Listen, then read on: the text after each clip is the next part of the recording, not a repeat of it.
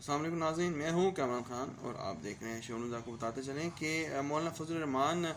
کی قیادت میں اس وقت پی ڈی ایم کا اجلاس گیلانی ہاؤس ملتان میں جاری ہے۔ ان کا یہ کہنا ہے کہ ہم تمام سے کارکنان رضاکاروں کے ساتھ جو ہے قاسم باغ کے لیے نکل رہے ہیں۔ یہ بہت اہم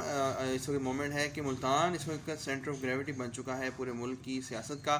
اور نظر یوں آ رہا ہے کہ جیسے حکومت نے اپنا تمام تر زور لگا دیا ہے کہ یہ جلسہ ناکام ہو، لیکن اپوزیشن بھی پورے زور کے ساتھ موجود ہے۔ یہ بہت اہم علاقہ ہے، یہاں سے مخدوم شاہ محمود قریشی جو ہیں وہ بھی منتخب ہوتے ہیں، یوسف گیلانی بھی، اور مخدوم جاوید ہاشمی بھی، اور اسی طرح عثمان بزدار کا علاقہ بھی ساؤتھ پنجاب ہے۔ اسی وجہ سے انہوں نے فل فوکس جو ہے ملتان میں رکھا ہے، اپنی پاور بھی دکھانا چاہتے ہیں اور یہ بتانا چاہتے ہیں کہ ہی از دا چیف منسٹر، لیکن بہت دیر کی مہر باتیں آتے ان کو تو جو ہے اس وقت تک ملتان میں موجود ہونا چاہیے تھا پی ٹی ایم رہنماؤں کے ساتھ مذاکرات کرتے ہوئے، لیکن وہ نہیں ہے یہاں پہ، اور اس طرح بغیر